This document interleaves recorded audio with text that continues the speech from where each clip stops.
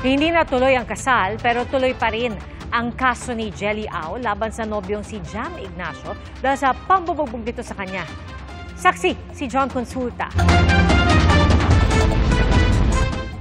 Jam, pinapatawad na kita.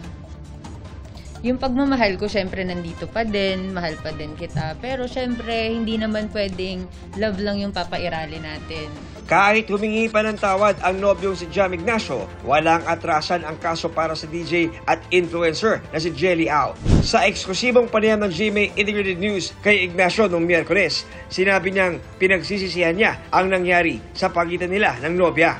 Batay sa reklamo ni Au sa NBI, sinuntok umano siya ni Jam at sinabunutan habang nasa loob ng sasakyan noong February 12.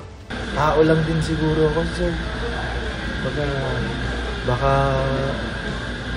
napuno lang din siguro ako. Humihingi ako ng tawad. Pasensya na talaga. Sorry. Sorry sa lahat. Hindi po pwedeng napuno lang siya. Paano po pag pinagbigyan ko pa po siya ng second chance? Paano pag napuno po siya ulit sa akin? Gagawin niya ulit yon, mas grabe pa. Humingi rin ng tawad noon si Ignacio sa mga mahal sa buhay ng kanyang nobya. Ma, sorry ma.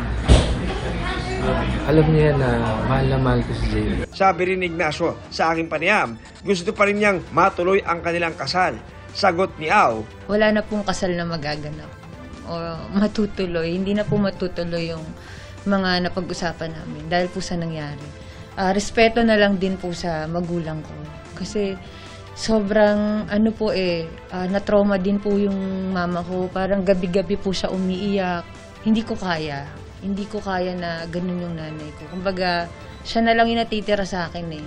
Magkahiwalay na nagpunta sa tanggapan ng NBI sina Au at Ignacio para magbigay ng kanilang panig. Hindi inaresto si Ignacio. Matagal na nangyari yung kaso. Hindi na appropriate for hot pursuit arrest, yung warrantless arrest.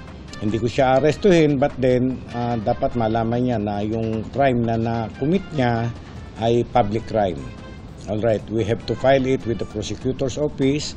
Bahala na ang piskal kung paano titimbangin yung aming ebidensya na isasampa. Sakali magkasundo raw ang dalawa. Kung nakakasundo man sila ni Jelly, wala na kami doon, sa piskal na lang sila siguro mag-usap. Para sa GMA Integrated News, ako si John Consulta, ang inyong saksi. Mga kapuso, maging una sa saksi. Mag-subscribe sa GMA Integrated News sa YouTube para sa iba't ibang balita.